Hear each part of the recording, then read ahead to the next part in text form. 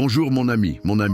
Bienvenue dans notre espace de prière, que j'aime à considérer comme notre camp d'entraînement spirituel, notre quartier général stratégique. Je suis profondément heureux que nous puissions nous retrouver ici, dans cette forteresse numérique où les âmes fatiguées par les batailles incessantes de la vie peuvent non seulement trouver un repos authentique, mais aussi recevoir de nouvelles stratégies divines, de nouvelles armes pour les combats à venir. Aujourd'hui, nous allons nous pencher sur une blessure qui ne saigne pas à l'extérieur, mais qui peut provoquer une hémorragie dans l'âme. Le sentiment d'injustice. Prenez un instant pour réfléchir honnêtement. Avez-vous déjà investi tout votre cœur, toute votre énergie dans un projet, pour voir une autre personne, moins méritante, en récolter les lauriers et la promotion? Avez-vous déjà été le bouc émissaire, celui sur qui on a fait retomber la responsabilité d'une erreur collective, simplement parce que vous étiez la cible la plus facile? C'est une douleur sourde et tenace, une frustration qui, si on la laisse s'installer, peut devenir une racine d'amertume qui empoisonne tout le jardin de notre âme. On se sent impuissant, invisible, comme un simple soldat d'infanterie abandonné par son régiment face à une armée ennemie qui semble invincible. Si cette description fait écho à une situation que vous vivez, si vous souffrez d'injustice, alors sachez que ce message n'est pas un hasard. C'est un rendez-vous divin. Aujourd'hui, nous allons découvrir que le psaume 35 est infiniment plus qu'un ancien poème hébraïque. C'est un protocole divin, un cri de guerre sanctionné par le ciel qui place Dieu pour lutter vos guerres pour vous. Ce n'est pas, comme nous le verrons, une licence pour la vengeance personnelle, mais une invitation formelle à des renforts divins. C'est l'art spirituel de capituler sur le plan personnel pour remporter la plus grande des victoires sur le plan divin. Ce que nous nous apprêtons à faire ensemble au cours des prochaines heures, c'est d'apprendre à désarmer. Non pas face à l'ennemi, mais face à notre propre désir de tout contrôler, de tout réparer nous-mêmes. Nous allons apprendre pas à pas, verset par verset, comment inviter le roi de l'univers, le Seigneur des armées, à descendre en personne sur notre champ de bataille privé. Préparez-vous à une révolution dans votre stratégie de gestion des conflits.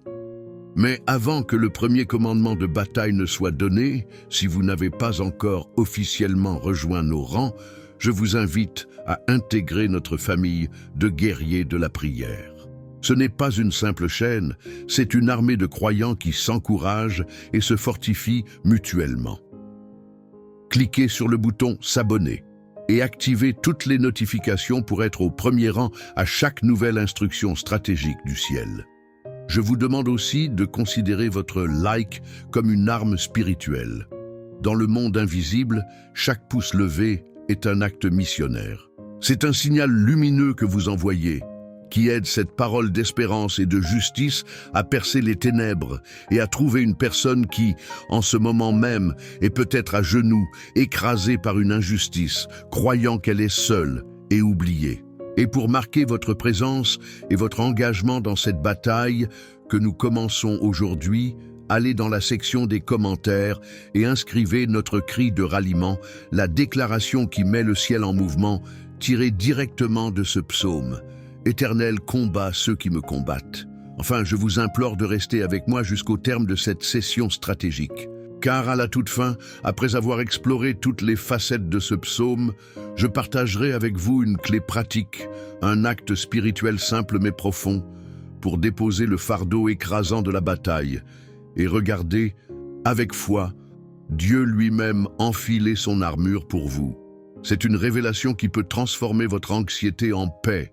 Maintenant, prenez une profonde inspiration. Expirez le besoin de vous défendre. Déposez les armes de l'argumentation, de la colère, de la peur.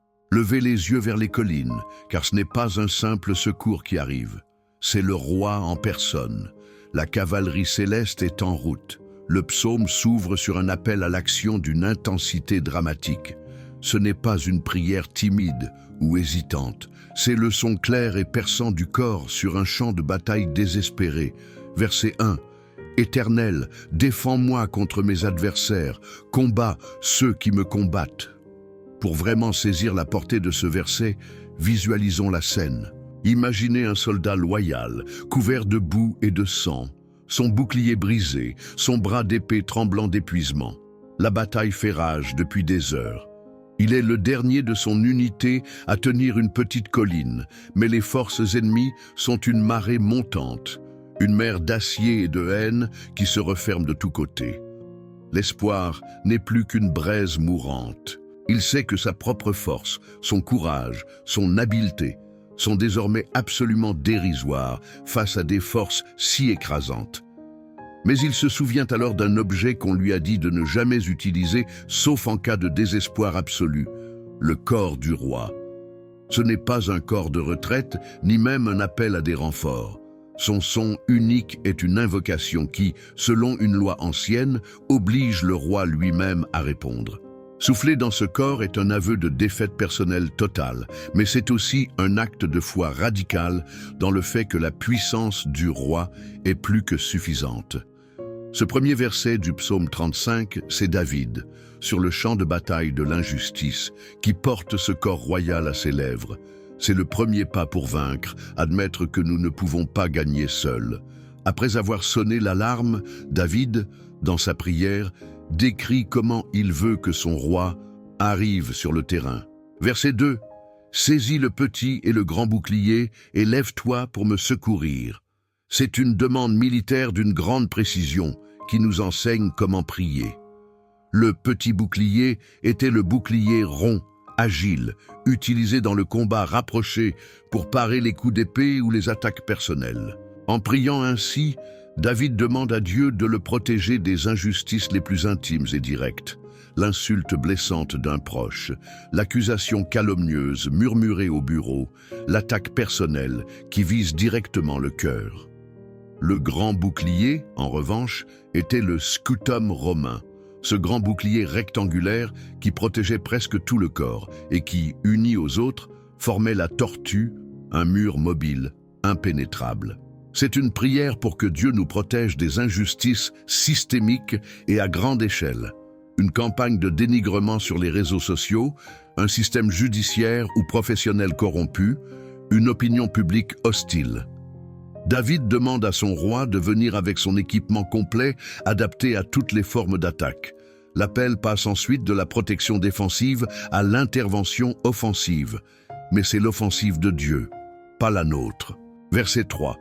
Brandis la lance et le javelot contre mes persécuteurs. Dis à mon âme, je suis ton salut. La lance et le javelot sont des armes qui ne servent pas seulement à défendre, mais à stopper net l'avancée de l'ennemi. C'est une prière audacieuse demandant à Dieu d'intervenir activement pour mettre un terme à la progression de l'injustice dans nos vies. C'est lui demander de créer une barrière divine que nos adversaires ne pourront pas franchir. Mais la requête la plus importante, le véritable besoin de l'âme blessée, se trouve dans la deuxième partie de la phrase. « Dis à mon âme, je suis ton salut. » Imaginez à nouveau le roi arrivant sur le champ de bataille. Il pourrait se lancer directement dans la mêlée. Mais au lieu de cela, il galope d'abord vers son soldat isolé et épuisé. Il se penche depuis sa monture, le regarde intensément dans les yeux et lui crie par-dessus le vacarme du combat « Tiens bon, je suis là !» La victoire est déjà acquise. Cette parole personnelle du commandant suprême change instantanément la réalité intérieure du soldat. Sa peur panique se transforme en un courage d'acier. Son désespoir se mue en une espérance triomphante. La plus grande intervention de Dieu dans nos injustices n'est pas toujours de faire taire nos ennemis immédiatement, mais de faire entendre sa voix de réconfort et de promesse dans le vacarme de notre âme. Jésus a raconté une parabole qui est une illustration parfaite de cet appel persistant à la justice divine face à un système qui nous est défavorable. C'est l'histoire de la veuve et du juge inique, que l'on trouve dans l'évangile de Luc au chapitre 18. Une veuve qui, dans la culture de l'époque, était le symbole même de la personne la plus vulnérable, la plus pauvre et la plus sans défense de la société, subissait une injustice de la part d'un adversaire. Elle n'avait aucun moyen de se défendre, ni argent pour des pots de vin, ni pouvoir pour faire pression, ni relation pour intercéder en sa faveur. Elle s'est donc tournée vers la seule autorité disponible, le juge de la ville. Mais ce juge incarnait l'injustice systémique. La Bible le décrit de manière terrible. Il ne craignait point Dieu et n'avait d'égard for personne. C'était un homme égoïste, un système judiciaire complètement fermé à la détresse des petits. Face à ce mur d'indifférence, que pouvait faire cette femme? Abandonner? Se résigner à l'injustice? Non. Elle a utilisé la seule arme qui lui restait, la persistance. Chaque jour, inlassablement, elle revenait devant le juge avec le même cri, la même prière. « Fais-moi justice de mon adversaire ». Pendant longtemps, le juge, dans son arrogance, l'a ignorée. Mais la persévérance de la veuve a commencé à éroder le roc de son indifférence. Il a fini par réfléchir, non par bonté, mais par pur égoïsme. Bien que je ne craigne personne, cette veuve m'importune. Je vais lui faire justice, afin qu'elle ne vienne plus sans cesse me rompre la tête. Et c'est là que Jésus tire la conclusion magistrale, la leçon qui doit aujourd'hui enflammer notre vie de prière face à l'injustice. Il nous dit, écoutez bien ce que dit ce juge injuste. Et pensez-vous que Dieu, lui, ne fera pas justice à ses élus, qui crient à lui jour et nuit, et même s'il semble tarder à leur égard? Le raisonnement est imparable. Si un juge corrompu et égoïste finit par céder à la persistance d'une inconnue pour avoir la paix, à combien plus forte raison notre Dieu, qui est un juge parfaitement juste et un Père passionnément aimant, se lèvera-t-il pour combattre pour nous, ses enfants bien-aimés, lorsque nous crions à lui? Cette parabole ne nous promet pas une réponse instantanée. Parfois, Dieu semble tarder, mais elle nous garantit que nos prières persistantes ne sont jamais vaines. Notre rôle dans la bataille contre l'injustice est de continuer à sonner le cor du roi, de crier sans cesse à notre champion. Notre persévérance est le carburant de l'intervention divine. Ce premier pas fondamental, cet appel à Dieu pour qu'il entre sur notre champ de bataille, change toute la dynamique. C'est la déclaration officielle que la guerre n'est plus la nôtre, mais la sienne. Cependant, la prière de David et la nôtre devient beaucoup plus intense et spécifique. Il commence à décrire précisément ce qu'il souhaite que son divin champion fasse aux forces ennemies. Comment pouvons-nous prier pour que Dieu agisse contre nos adversaires sans tomber nous-mêmes dans le piège du désir de vengeance?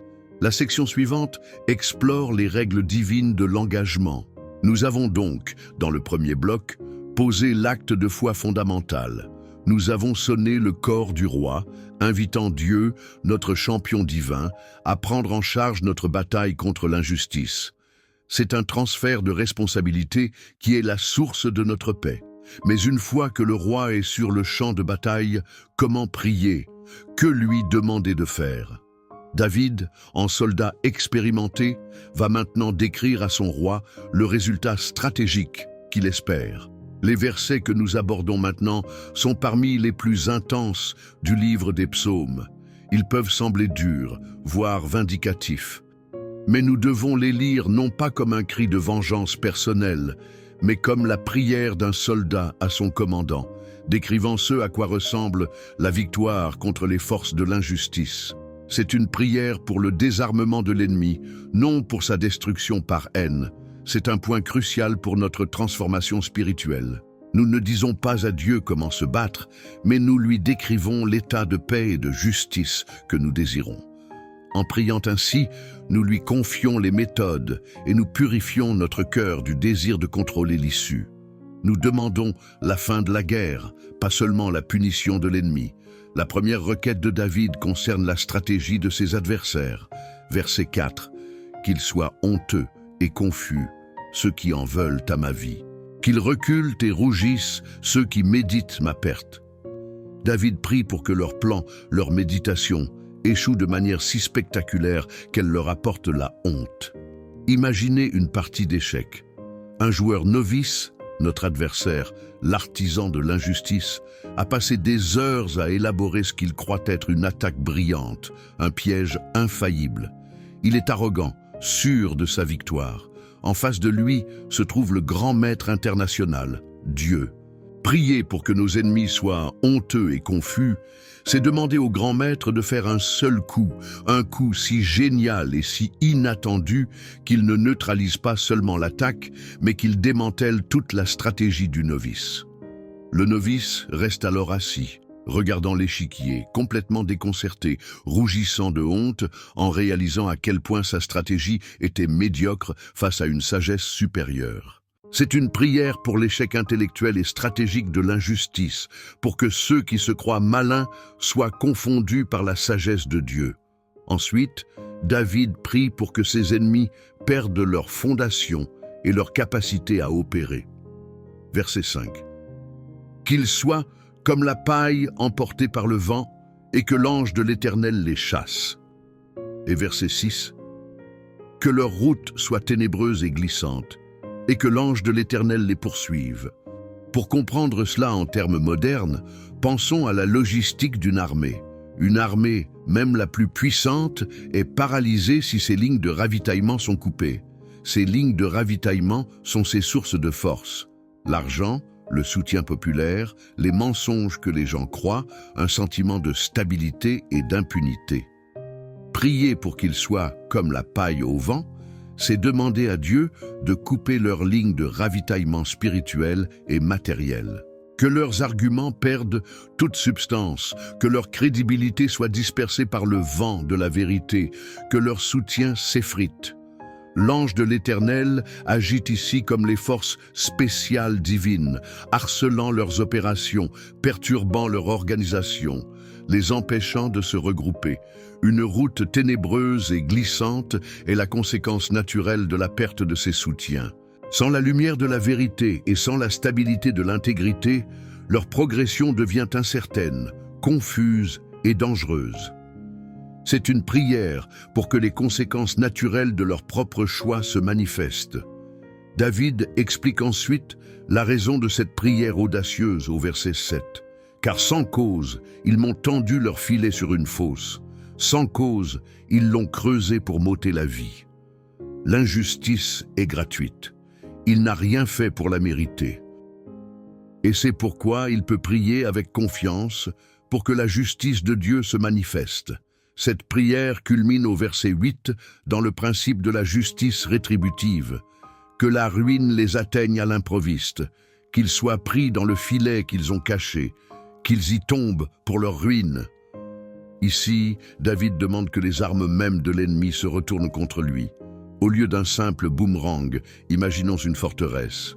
Un homme injuste construit souvent des fortifications complexes autour de lui, faites de mensonges, d'intimidation, de clauses légales et de relations manipulatrices. Il creuse des fossés et pose des pièges pour se protéger tout en attaquant les autres. Prier pour qu'il tombe dans son propre filet, c'est prier pour que les murs de sa propre forteresse s'effondrent vers l'intérieur. C'est prier pour que la complexité de ses mensonges devienne son propre labyrinthe, que le climat de peur qu'il a créé pousse ses propres alliés à le trahir, que les manigances qu'il a orchestrées soient exposées et deviennent la cause de sa propre chute. Sa forteresse devient sa prison. L'histoire de Daniel au chapitre 6 de son livre est l'une des illustrations les plus claires et les plus puissantes de ce processus. Daniel subissait une injustice basée sur la jalousie. Les autres hauts fonctionnaires de l'Empire perse étaient envieux de sa compétence et de sa faveur auprès du roi Darius. La Bible dit qu'il cherchait une occasion d'accuser Daniel, mais ne pouvait en trouver aucune, parce qu'il était fidèle. L'injustice était donc sans cause. Alors, ils ont conçu une stratégie, un filet diaboliquement intelligent. Ils ont utilisé la plus grande vertu de Daniel, sa fidélité à Dieu, comme l'arme pour le détruire. Ils ont manipulé le roi pour qu'il signe un décret irrévocable interdisant toute prière à un dieu ou à un homme autre que le roi pendant 30 jours. Le piège était parfait. Soit Daniel désobéissait à son Dieu, soit il désobéissait au roi et était jeté dans la fosse aux lions. Les calomniateurs pensaient avoir gagné. Ils attendaient, sûrs d'eux, que leur plan se déroule. Et leur plan a semblé fonctionner à merveille. Daniel a prié. il a été dénoncé. Le roi, le cœur brisé, a été forcé d'appliquer sa propre loi. Daniel a été jeté au lion. Les ennemis de Daniel jubilaient. Leur stratégie avait réussi. Mais c'est là que le grand maître a fait son mouvement. Dieu a envoyé son ange et a fermé la gueule des lions. Le plan des ennemis a été confus. Leur victoire anticipée s'est transformée en une nuit d'angoisse pour le roi et une nuit de paix pour Daniel. Le lendemain matin, Daniel est sorti de la fosse sans une égratignure. La justice de Dieu a été démontrée publiquement. Le filet a été brisé. Et qu'est-il arrivé aux architectes de ce plan? Le roi Darius, furieux d'avoir été manipulé, a ordonné que ces mêmes hommes qui avaient accusé Daniel soient arrêtés. Et le verset 8 du psaume 35 s'est accompli de manière littérale. Le roi a ordonné qu'ils soient jetés dans la fosse aux lions, eux, leurs enfants et leurs femmes. La Bible précise que les lions les saisirent avant qu'ils ne fussent parvenus au fond de la fosse. Ils sont tombés pour leur propre ruine, dans le piège même qu'ils avaient caché. La forteresse légale qu'ils avaient construite pour tuer Daniel s'est effondrée sur eux de la manière la plus terrible qui soit. Lorsque nous prions les versets 4 à 8 du psaume 35, nous ne prions pas pour une vengeance sanguinaire. Nous prions pour la justice divine à la manière de Daniel. Nous prions pour que les plans injustes soient confondus et que ceux qui tentent des pièges pour les innocents soient confrontés aux conséquences de leurs propres actions. C'est un transfert de confiance. Nous cessons de nous inquiéter de la manière dont la justice sera rendue et nous laissons le stratège divin démanteler l'ennemi de la manière qu'il jugera la meilleure. Cette confiance dans le renversement divin est notre plus grand espoir et le fondement de notre paix. C'est l'assurance que les stratégies de ceux qui opèrent dans l'injustice portent en elles les germes de leur propre destruction.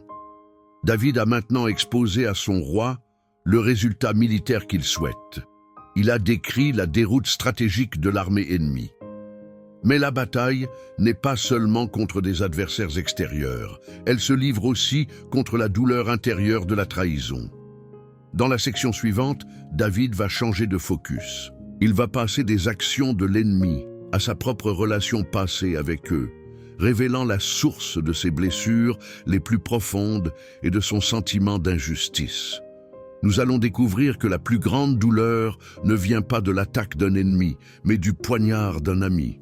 Préparez-vous à entrer dans le cœur de la blessure de David. Dans la section précédente, nous avons suivi David dans sa prière stratégique, demandant à Dieu, le grand maître, de démanteler les plans de ses adversaires et de laisser leurs propres fortifications s'effondrer sur eux.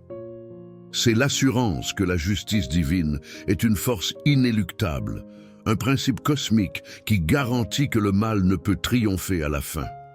Cette confiance est le fondement de notre paix. Mais après avoir prié pour l'issue de la bataille, David fait un mouvement introspectif. Il va maintenant exposer au grand jour la raison pour laquelle cette injustice est si particulièrement douloureuse. Avant de décrire la noirceur de la trahison, cependant, il fait un acte de foi remarquable. Il ancre son présent douloureux dans un futur joyeux. Au verset 9, il déclare prophétiquement « Et mon âme aura de la joie en l'Éternel, de l'allégresse en son salut ». C'est une affirmation stupéfiante au milieu d'un tel psaume. Il ne dit pas « Je serai joyeux quand mes ennemis seront vaincus ». Il dit que sa joie sera en l'Éternel. La source de sa future allégresse n'est pas la chute de ses ennemis, mais la grandeur de son Dieu. C'est un point théologique d'une importance capitale. Imaginez un capitaine de navire pris dans un brouillard incroyablement dense. On ne voit ni l'avant ni l'arrière. Les vagues frappent de toutes parts et le sentiment de désorientation est total. C'est l'état de celui qui subit l'injustice. Mais ce capitaine possède un instrument qui ne ment jamais, le compas. Le compas ne dissipe pas le brouillard, mais il lui indique infailliblement la direction du nord. Ce verset 9, c'est David qui, au milieu du brouillard de la calomnie, consulte son compas spirituel. Il se réoriente vers le nord, immuable, de la fidélité de Dieu. Cette vision de sa destination finale, la joie en Dieu, ne change pas sa situation immédiate, mais elle l'empêche de tourner en rond dans le désespoir et lui permet de maintenir le cap. Cette espérance lui donne la force d'articuler une louange qui vient du plus profond de son être, de sa structure même. Verset 10. Tous mes os diront « Éternel ». Qui peut, comme toi, délivrer le malheureux d'un plus fort que lui, le malheureux et le pauvre de celui qui le dépouille? La douleur de l'injustice est si intense qu'elle est physique. Il la ressent dans ses os. Pourtant, de cette souffrance même, jaillit une adoration pour le Dieu libérateur. Ayant ainsi ancré son âme, il est maintenant prêt à décrire la nature précise de l'injustice. Verset 11. De faux témoins se lèvent, ils m'interrogent sur ce que j'ignore. C'est la description parfaite de la guerre psychologique. Les artisans de l'injustice ne se contentent pas d'attaquer. Ils créent une fausse réalité, un univers parallèle où vous êtes le méchant, puis ils vous somment de vous justifier à l'intérieur de leur fiction. Et au cœur de cette folie se trouve la blessure la plus vive, le véritable venin. Verset 12. Ils me rendent le mal pour le bien. Mon âme est dans l'abandon. Voilà la source de l'agonie. Ce ne sont pas des étrangers qui l'attaquent. Ce sont des gens qu'il a aidés. L'injustice est doublée de l'ingratitude. C'est le poignard de la trahison. Pour que son champion, Dieu, comprenne toute l'étendue de cette trahison, David va maintenant lui décrire avec une précision douloureuse comment lui, il s'était comporté avec ces mêmes personnes. Les versets 13 et 14 sont peut-être les plus tristes de tout le psaume. « Et moi, quand ils étaient malades, je revêtais un sac, j'humiliais mon âme par le jeûne. » David ne leur a pas simplement envoyé une carte de vœux. Il est entré dans leur souffrance. Il a porté le sac, le vêtement du deuil. Il a jeûné, affligeant son propre corps par empathie pour leur douleur. Imaginez un maître jardinier. Il a dans son jardin des plantes rares et précieuses. Quand l'une d'elles est malade, il ne se contente pas de l'arroser. Il lui prodigue des soins intensifs. Il la protège du soleil brûlant avec une toile de jute, le sac. Il se prive de nutriments pour enrichir son sol, le jeûne. Il veille sur elle jour et nuit.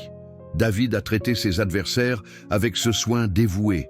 Et maintenant, ces mêmes plantes qu'il a soignées avec tant d'amour ont développé des épines acérées et un poison mortel, et elles se tournent contre le jardinier lui-même. C'est une perversion de l'ordre naturel, une monstruosité relationnelle. David pousse la description de son affection encore plus loin au verset 14. « Comme pour un ami, pour un frère, je me traînais lentement. Comme pour le deuil d'une mère, j'étais accablé de tristesse. » L'intensité est bouleversante. Il ne les considérait pas comme de simples connaissances. Il les a aimés avec la loyauté d'un frère et a pleuré sur leur malheur avec la profondeur d'un fils pleurant sa propre mère. Et ce sont ces frères, ces personnes dont il a partagé le deuil, qui aujourd'hui se rassemblent pour orchestrer sa chute et se réjouir de son malheur. C'est une injustice si profonde qu'elle semble pouvoir briser l'âme la plus forte. David, lui-même, l'auteur de ce psaume, a vécu cette trahison de la manière la plus cruelle qui soit, non pas de la part d'un ami, mais de son propre fils, Absalom. Après qu'Absalom eut commis un meurtre et se fut enfui, le cœur du roi David se languissait de son fils. Poussé par son amour paternel, David a œuvré pour son retour. Finalement, il lui a pardonné et l'a pleinement restauré dans sa faveur, le scellant par un baiser de réconciliation. C'était un acte de grâce immense. David a rendu le bien à son fils. Et comment Absalom a-t-il remercié son père pour ce pardon? Le chapitre 15 du second livre de Samuel nous donne la réponse glaçante. Immédiatement après avoir été restauré, Absalom a commencé à voler le cœur des gens d'Israël. Il se tenait aux portes de la ville et à tous ceux qui venaient chercher justice auprès du roi, il leur disait sournoisement « Ta cause est bonne et juste, mais il n'y a personne auprès du roi pour t'entendre. Ah, si l'on m'établissait juge dans le pays !» C'était une campagne de calomnie systématique contre son propre père. Absalom a rendu le mal pour le bien. Il doit utiliser la grâce de son Père comme un tremplin pour sa propre ambition et a semé la division et la rébellion dans le royaume. Cette histoire nous montre que la douleur exprimée dans le psaume 35 n'est pas une hyperbole poétique. C'est le cri authentique d'un cœur de père et de roi, brisé par l'ingratitude la plus cruelle qui soit. Lorsque nous subissons l'injustice de la part de ceux que nous avons aidés, nous entrons dans une communion de souffrance avec David et ultimement avec le fils de David, Jésus, qui a été trahi par ceux qu'il était venu sauver. C'est dans cette reconnaissance que notre prière trouve sa pleine puissance. Nous ne crions pas seuls. Nous nous joignons à un cœur de justes qui, à travers les âges, ont connu le même sentiment d'abandon. Le contraste entre le bien que nous avons semé et le mal que nous récoltons est peut-être la forme la plus douloureuse de l'injustice. Elle nous force à nous poser des questions terribles sur la nature humaine et sur la loyauté. David a pleuré pour eux dans leur maladie. Mais comment, eux, ont-ils réagi à son propre moment de faiblesse? Après avoir vu la compassion de David, comment se sont-ils comportés quand lui-même a chancelé? La description que David fait ensuite de leur comportement est un tableau choquant de la cruauté humaine, qui verse du sel sur une blessure déjà béante et nous aide à comprendre pourquoi son cri pour la justice est si intense. Nous allons maintenant passer de la description de la compassion de David à celle de la cruauté de ses adversaires. Ce contraste va mettre en lumière la profondeur de l'injustice qu'il subit. Cette agonie, la plus profonde qu'un cœur humain puisse connaître, est la trahison de la part d'une personne que nous avons aimée et soignée. C'est ici que l'injustice semble la plus personnelle, la plus insupportable. Mais comment Absalom et ses partisans se sont-ils comportés lorsqu'ils ont vu David, leur roi, contraint de fuir et de trébucher dans son moment de faiblesse? La réaction du traître, telle que David l'a décrit ensuite, révèle une cruauté choquante qui ajoute l'insulte à la blessure. Le psaume va maintenant nous montrer le visage hideux de la joie mauvaise, le plaisir que certaines personnes trouvent dans la chute des autres. C'est une réalité sombre, mais que nous devons affronter pour comprendre la prière qui suit. La comparaison entre l'empathie de David et la cruauté de ses adversaires va maintenant être exposée dans toute sa brutalité. Préparez votre cœur, car nous allons voir ce qui se passe lorsque la meute se rassemble pour célébrer la chute d'un juste. Nous avons quitté David en pleine description de la blessure la plus profonde, la trahison de ceux qu'il avait aimés comme des frères, qu'il avait soignés comme un jardinier soigne ses plantes les plus précieuses. Il a semé l'amour, la compassion et la prière dans leur vie. La logique humaine voudrait qu'il récolte, sinon la gratitude, du moins le respect. Mais la logique du cœur humain déchu est souvent tordue et cruelle. Le verset 15 nous présente un contraste si brutal qu'il en est nauséabond. C'est le cœur de l'injustice. Après avoir décrit son empathie pour eux, il dit « Puis, quand je chancelle, ils se réjouissent et s'assemblent. Ils s'assemblent à mon insu pour m'outrager, ils me déchirent sans relâche. » David a pleuré pour leur malheur. Eux, ils font la fête pour le sien. L'expression « quand je chancelle » est la clé. C'est le moment de vulnérabilité. Une erreur professionnelle, une crise familiale, une maladie, un doute spirituel. C'est le moment où un véritable ami s'approche pour vous soutenir. Mais pour l'ennemi déguisé en ami, c'est le signal qu'il attendait. Votre faiblesse est son opportunité. Ils se réjouissent et s'assemblent.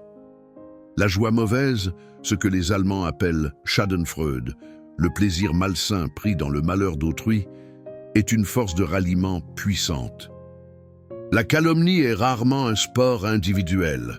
Elle a besoin d'un public, d'une meute. Le rassemblement donne aux individus la permission d'être cruels, chacun se sentant justifié par la présence des autres. Imaginez des vautours. Ces oiseaux de proie planent très haut dans le ciel, observant patiemment le sol. Ils n'attaquent généralement pas les animaux forts et en bonne santé, mais ils ont un œil expert pour repérer le moindre signe de faiblesse. L'animal qui boite, qui est malade, qui chancelle, Dès que ce signe est perçu, un signal invisible semble être donné. Les vautours descendent et se rassemblent. Leur rassemblement est une célébration morbide, l'annonce d'un festin imminent. Ils ne tuent pas toujours, mais ils attendent avec une joie cruelle que la vie s'éteigne pour pouvoir déchiqueter la carcasse. David décrit ses adversaires comme ses vautours spirituels. Ils ont plané au-dessus de sa vie, attendant son erreur, sa crise. Et maintenant qu'il est à terre, ils s'assemblent avec une excitation perverse pour le déchirer sans relâche, avec leurs mots, leurs accusations, leurs moqueries.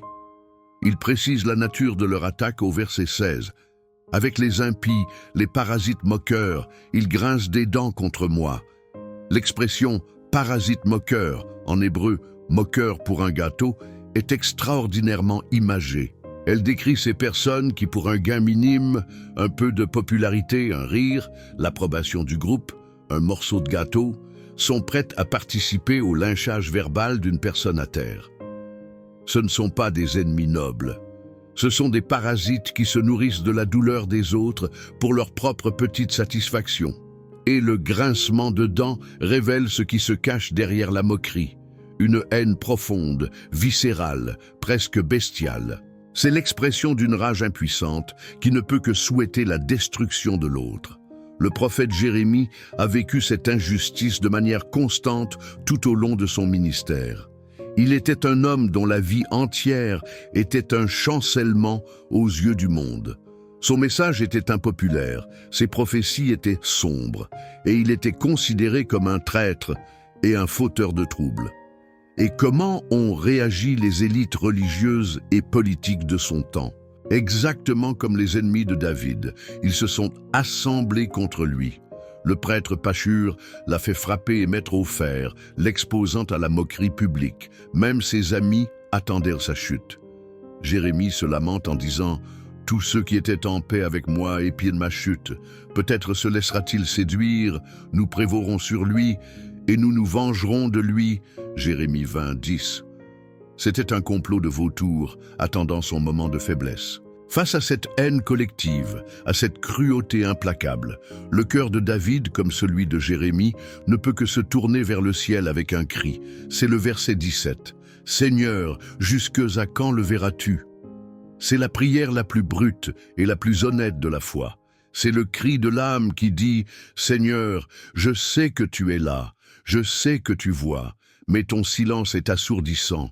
Ton inaction apparente est une torture. Jusque à quand? Combien de temps devrais-je encore endurer cela avant que tu n'interviennes » C'est une question qui valide notre douleur. Dieu nous donne la permission de lui demander des comptes, non pas par arrogance, mais par désespoir. C'est la prière de celui qui est au bout de ses forces, mais qui refuse de lâcher la main de Dieu. L'appel à l'aide devient encore plus précis. Protège mon âme contre leurs embûches, ma vie contre les lionceaux. La menace n'est plus lointaine. Les vautours qui planaient sont devenus de jeunes lions féroces et affamés qui l'entourent. Il sent que son être même, sa vie précieuse, est sur le point d'être dévoré. Et pourtant, même au milieu de ce cri de terreur, David, ce stratège de la foi, fait un mouvement de génie spirituel. Après avoir regardé l'abîme de sa situation, il lève à nouveau les yeux vers son espérance. Il fait un vœu, une promesse basée sur une victoire qu'il ne voit pas encore. Verset 18. « Je te louerai dans la grande assemblée, je te célébrerai au milieu d'un peuple nombreux. » C'est une déclaration de foi absolument radicale. Imaginez un général dont la forteresse est assiégée, les murs sur le point de céder, les réserves épuisées. Et au lieu de préparer la reddition, il passe son temps à rédiger et à envoyer les invitations pour le grand défilé de la victoire qu'il organisera après la bataille. Cela semble être de la folie. Mais c'est l'expression de la confiance absolue en son roi et en la capacité de son armée à remporter la victoire. En priant ainsi, David envoie les invitations pour son futur défilé de louanges. Il ne célèbre pas sa situation actuelle, mais la certitude de la délivrance future. Il dit en substance « Seigneur, cette attaque contre moi est publique. Ma chute est leur divertissement. Mais je crois que lorsque tu interviendras, ma justification sera encore plus publique. Et je m'engage à être le premier à raconter ton histoire, à transformer ma délivrance en une louange qui fortifiera tout ton peuple. » Jérémie, lui aussi, connaissait ce mouvement du cœur. Au milieu de sa plainte la plus sombre, où il maudit le jour de sa naissance, il ne peut s'empêcher de s'écrier « Mais l'Éternel est avec moi comme un héros puissant. Chantez à l'Éternel, louez l'Éternel. Car il délivre l'âme du malheureux de la main des méchants. » Jérémie 20, 11, 13. La louange est l'arme de celui qui n'a plus rien d'autre. Cette section du psaume nous enseigne donc une leçon vitale. Face à la cruauté de l'injustice, nous avons le droit de crier notre douleur à Dieu. Mais nous avons aussi le devoir de nous ancrer dans la certitude de sa délivrance, en faisant le vœu de transformer notre future victoire en son témoignage public. Ce vœu de louange est l'ancre qui empêche l'âme de sombrer dans la tempête la plus violente de l'injustice. Mais la plaidoirie de David devant son champion divin n'est pas terminée. Maintenant qu'il a décrit la bataille et l'état de ses émotions, il va faire un appel direct décrivant les paroles et les attitudes précises de ses ennemis pour prouver le bien fondé de sa cause. Quel est le monologue intérieur de l'homme injuste? Comment pouvons-nous le reconnaître chez les autres et, soyons honnêtes, parfois en nous-mêmes? Les versets suivants vont nous donner un aperçu effrayant de la psychologie de ceux qui haïssent sans cause et nous aider à prier avec encore plus de discernement. David va maintenant tirer le rideau sur les pensées mêmes de ceux qui le persécutent, exposant leurs motivations les plus secrètes au grand jour du tribunal divin. La bataille n'est pas seulement contre des actions, mais contre des mentalités, des forteresses de pensée. Et David va demander à Dieu de les démanteler. Nous allons maintenant entrer dans l'analyse psychologique et spirituelle de l'adversaire, une étape cruciale pour comprendre l'étendue de la guerre que nous menons. Nous avons laissé David et le prophète Jérémie au milieu de la tempête, s'ancrant à une espérance future par un vœu de louange. C'est un acte de foi qui stabilise l'âme. Une fois son cœur stabilisé, David est capable de reprendre sa plaidoirie devant le juge divin avec une clarté et une précision remarquables. Il va maintenant agir comme un expert en contre-espionnage, détaillant les méthodes de l'ennemi. Il commence par demander à Dieu de s'occuper non seulement des actes de ses ennemis, mais aussi de leurs émotions les plus secrètes.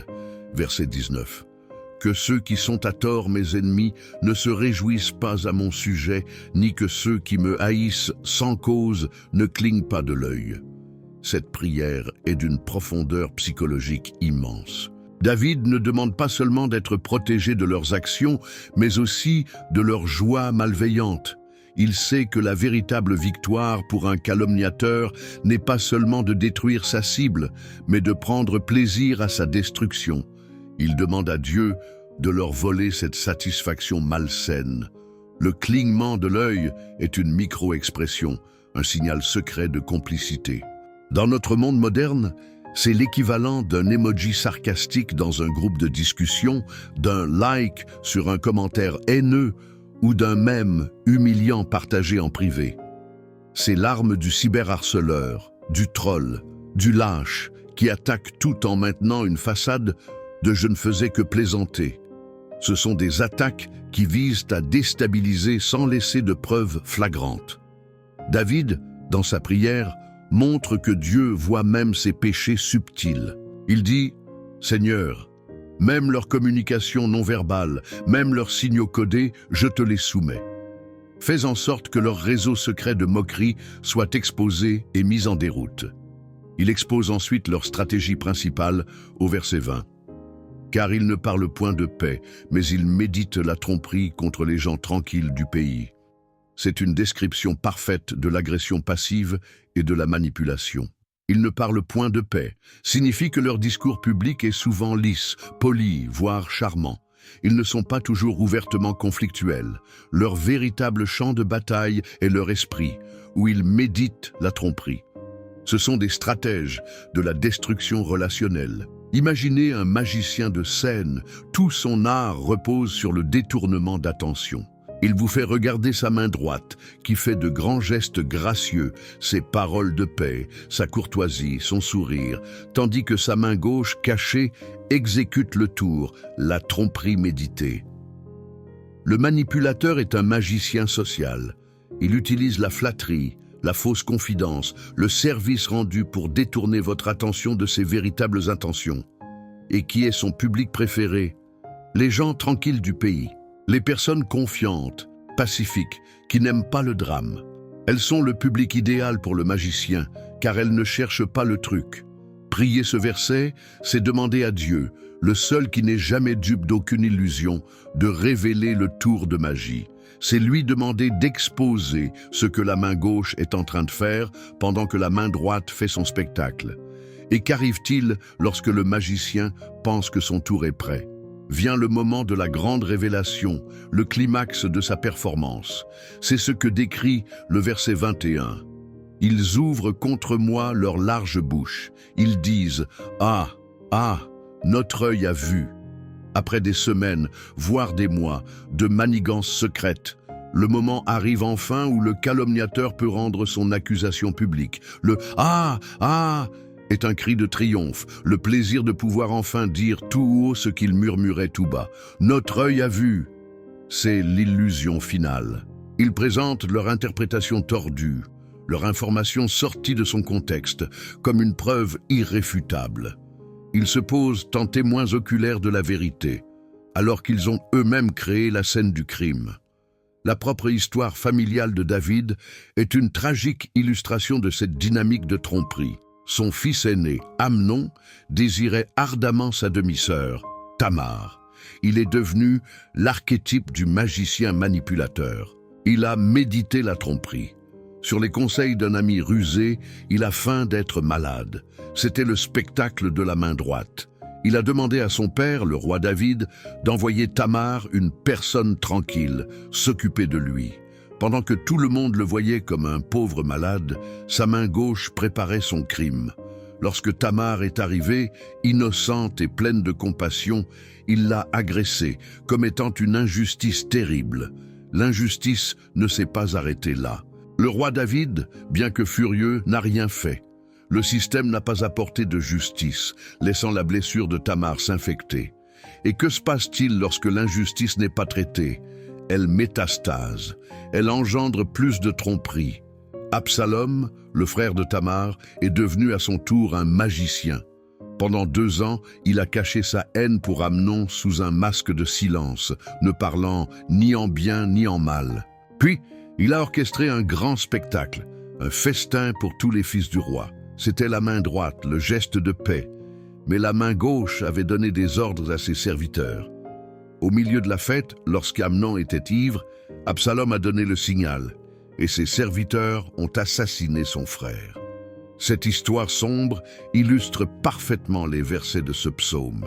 Des complots médités en secret contre des personnes innocentes, des façades de paix cachant des intentions meurtrières et des injustices qui, si elles ne sont pas jugées par une autorité juste, en engendrent de nouvelles encore plus terribles. En priant ce psaume, David, qui a vu ce poison à l'œuvre dans sa propre maison, demande à Dieu d'interrompre ce cycle de destruction. Il lui demande d'être le juge que lui-même, en tant que père, n'a peut-être pas réussi à être.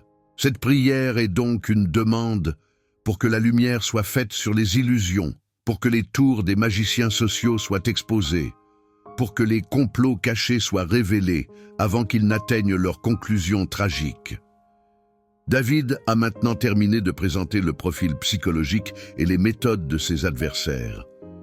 Le dossier qu'il a soumis à son champion divin est exhaustif. Il a décrit leur joie cruelle, leur haine viscérale, leurs signaux secrets, leur stratégie de manipulation et leur triomphe arrogant. L'accusation est complète et accablante. Le procès touche à sa fin. Le moment est venu pour l'avocat de se tourner une dernière fois vers le jury et le juge, et de faire sa demande finale. La prière de David va donc à nouveau changer de ton. Elle va passer de la description analytique à l'appel passionné.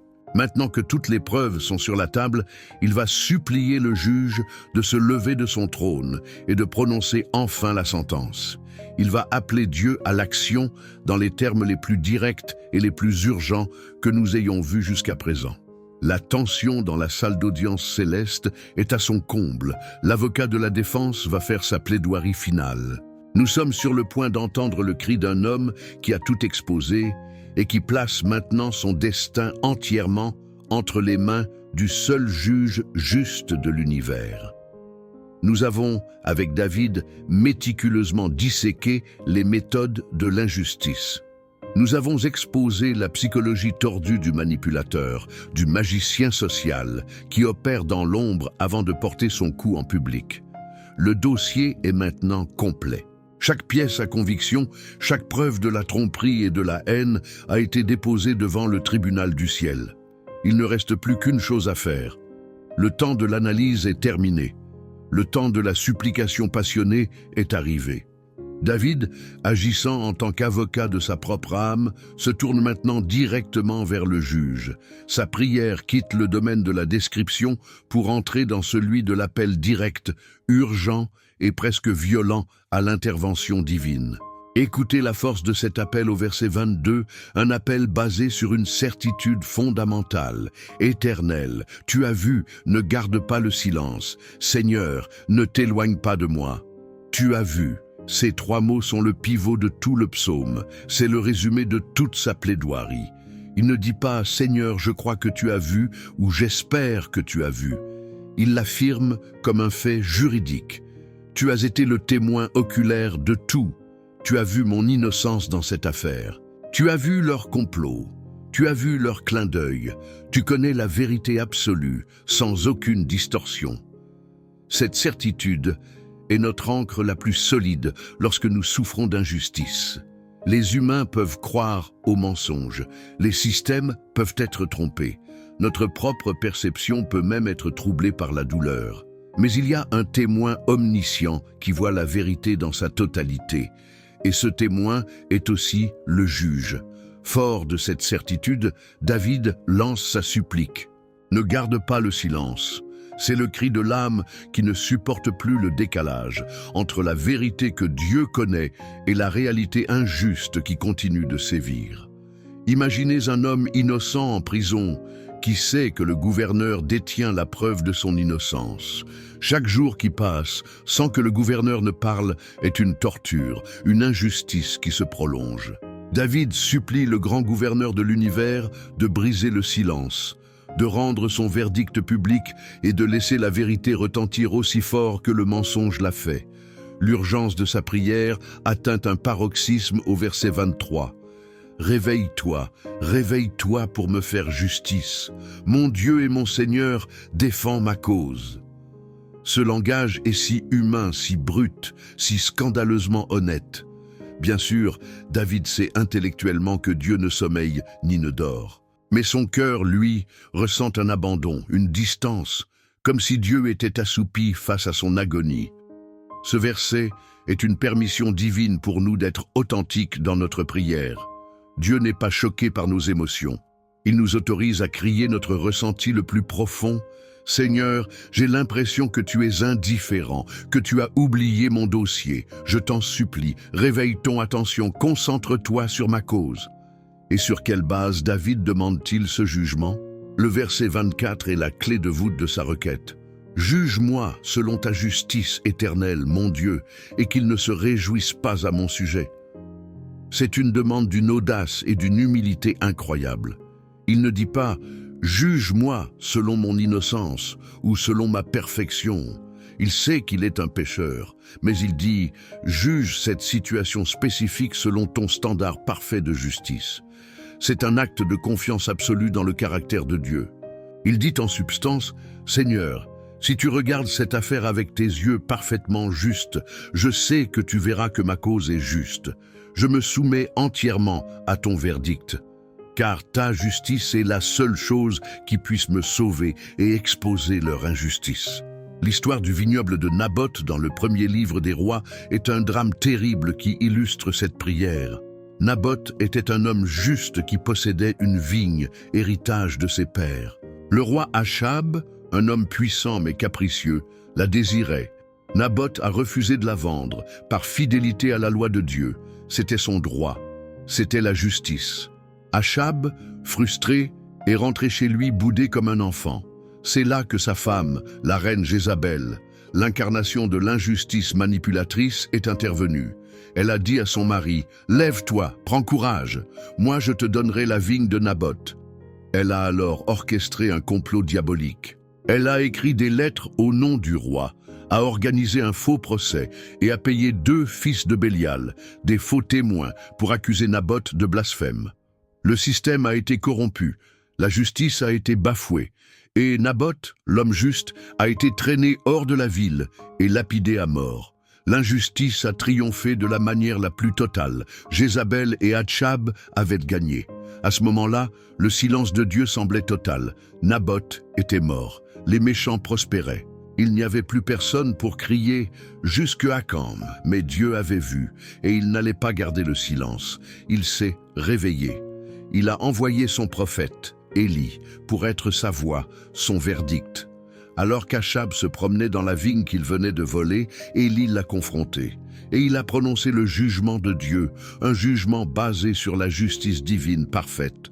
Ainsi parle l'Éternel. N'es-tu pas un assassin et un voleur ? Au lieu même où les chiens ont léché le sang de Naboth, les chiens lécheront aussi ton propre sang. Dieu a brisé le silence. Il a jugé selon sa justice. Et la suite de l'histoire montre que chaque parole de ce jugement s'est accomplie à la lettre, sur Achab comme sur Jézabel. C'est cette intervention que David appelle de tous ses vœux. Il prie pour qu'un Élie divin se lève dans sa situation et prononce la vérité qui mettra fin à l'injustice. Il prie ensuite contre la satisfaction intérieure de ses ennemis. Verset 25. Qu'ils ne disent pas dans leur cœur « Ah, voilà ce que nous voulions », qu'ils ne disent pas « Nous l'avons englouti ». C'est une prière pour que Dieu leur refuse même le plaisir de leur victoire apparente. C'est demander que leur sentiment de triomphe soit remplacé par un malaise, une anxiété, le pressentiment que leur injustice a été vue par une autorité supérieure. Et enfin, la prière pour le verdict final et public. Verset 26, « Que tous ensemble, ils soient honteux et confus, ceux qui se réjouissent de mon malheur, qu'ils revêtent la honte et l'ignominie, ceux qui s'élèvent contre moi. » C'est la conséquence naturelle du jugement de Dieu. Lorsque la lumière de la vérité divine brille, l'arrogance des méchants est exposée. La honte et l'ignominie ne sont pas une vengeance personnelle, mais le résultat inévitable de la confrontation entre leur ego et la réalité de Dieu. C'est comme un vêtement sale qui est révélé lorsque les lumières s'allument. Cette section est donc le point culminant de la plaidoirie de David. C'est l'appel final, intense et passionné, au juge pour qu'il ne soit plus un témoin silencieux, mais un acteur décisif. La justification de Naboth, bien que posthume, est l'espérance qui alimente la prière de David. Il a demandé un verdict. Il a crié pour que la justice soit non seulement faite, mais aussi vue. Mais un procès a toujours 2 issues possibles pour les spectateurs. La honte des coupables et la joie des innocents. Après avoir prié pour la défaite de ses adversaires, la prière de David va s'achever sur une note de célébration. Il va maintenant décrire ce qui devrait arriver au camp de ceux qui l'ont soutenu, révélant ainsi le but ultime de la justice divine. Non pas la destruction du méchant, mais la joie et l'édification du juste. Dans la toute dernière partie de sa prière, David va peindre le tableau de la victoire, un tableau rempli de chants, de joie et de louanges. La salle d'audience est sur le point de se transformer en une salle de célébration. Nous avons laissé David au seuil du verdict, ayant fait un appel passionné au juge de l'univers pour qu'il brise le silence et agisse. Après avoir prié pour la confusion de ses accusateurs, sa prière pivote une dernière fois. Elle ne se concentre plus sur les coupables, mais sur les justes. C'est le tableau final de la victoire. Le verset 27 nous montre le but ultime de la justice divine, la joie de son peuple, qu'ils aient de l'allégresse et de la joie, ceux qui prennent plaisir à ma justification. David sait qu'il n'est pas seul. Il y a un groupe de fidèles qui souffrent avec lui et qui attendent sa disculpation. Imaginez une équipe sportive dont le joueur vedette a été faussement accusé de tricherie. Quand la vérité éclate et qu'il est innocenté, ce n'est pas seulement lui qui célèbre. C'est toute l'équipe dans le vestiaire qui explose de joie, car la victoire de l'un est la validation de tous. La prière de David est une prière pour cette fête dans le vestiaire de la foi. Et le chant de victoire de cette équipe n'est pas « David est grand », mais bien « Et que sans cesse ils disent « Exalté soit l'Éternel, qui veut la paix de son serviteur ». La célébration est immédiatement redirigée vers Dieu. La justification d'un juste n'est pas une fin en soi. C'est une occasion de magnifier le caractère de Dieu, de montrer à tous qu'il est un Dieu qui aime la paix et le bien-être, le shalom, de ses enfants. Enfin, David conclut avec sa propre promesse, son propre engagement à vie. Verset 28, « Et ma langue publiera ta justice, elle dira tous les jours ta louange. » L'épreuve de l'injustice ne l'a pas rendu amer et silencieux. Au contraire, elle l'a transformé en un témoin passionné. Sa bouche, que les ennemis voulaient faire taire avec des mensonges, deviendra le mégaphone de la vérité et de la louange de Dieu. C'est la victoire ultime. Père céleste, notre divin champion, notre juste juge, nous voici au terme de cette prière de combat. Nous déposons devant toi les injustices que nous subissons, les batailles qui nous semblent trop lourdes à porter. Nous choisissons, comme David, de te sonner le corps et de t'inviter sur notre champ de bataille. Nous te demandons pardon pour les fois où nous avons essayé de nous battre avec nos propres forces. Aujourd'hui, nous te remettons les armes. Combat pour nous, Seigneur. Lève-toi, ô Dieu, et saisis ton bouclier pour nous protéger.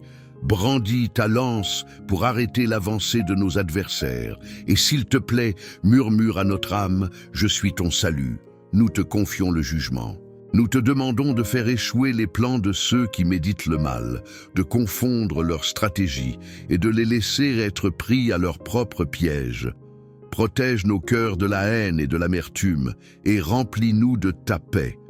Bénis ceux qui nous soutiennent, nos amis, notre famille de foi. Que leur joie soit grande quand ils verront ta main nous justifier. Et nous te promettons, Seigneur, que notre vie sera un témoignage de ta fidélité. Nous ne cacherons pas notre délivrance. Notre langue publiera ta justice et chantera tes louanges, afin que le monde sache qu'il y a un Dieu dans le ciel qui défend la cause du malheureux. Au nom tout-puissant de Jésus. Amen. Mon ami, je vous ai promis une clé pratique pour déposer le fardeau de la bataille et laisser Dieu enfiler son armure pour vous. La voici. Je l'appelle la prière du transfert. C'est un acte physique simple pour accomplir une réalité spirituelle profonde. Lorsque vous sentez le poids de l'injustice vous écraser, isolez-vous un instant, tendez vos mains devant vous, paume vers le ciel, comme si vous teniez physiquement le fardeau de la situation. Décrivez ce fardeau à Dieu. Ensuite, dans un acte de foi délibéré, retournez lentement vos mains et ouvrez-les, laissant symboliquement le fardeau tomber à terre. Enfin, levez vos mains désormais vides vers le ciel et dites à voix haute « Seigneur, maintenant que mes mains sont vides, je t'invite à prendre tes armes. Ce combat est le tien. » Cet acte physique aide votre esprit à opérer le transfert de responsabilité et à entrer dans le repos de la foi. Si cette session de stratégie divine a renforcé votre esprit, je vous invite à rejoindre officiellement notre famille de guerriers de la prière en vous abonnant. Aimez cette vidéo pour qu'elle soit une source de force pour d'autres. Et partagez-la avec quelqu'un qui est au milieu d'une bataille et qui a besoin de savoir que le roi est en route. Nous avons appris avec le psaume 35 comment laisser Dieu combattre nos guerres. Mais que faire après la bataille lorsque notre âme est fatiguée et a besoin de restauration? C'est là que le bon berger du psaume 23 nous attend pour nous conduire vers les verts pâturages et les eaux paisibles. Je vous invite à trouver cette prière sur notre chaîne pour un temps de guérison et de repos profond. Merci d'avoir combattu et prié avec moi. Marchez avec l'assurance que votre champion est invincible, que la paix de Dieu, qui surpasse toute compréhension, soit votre garde arrière et votre avant-garde. Soyez bénis.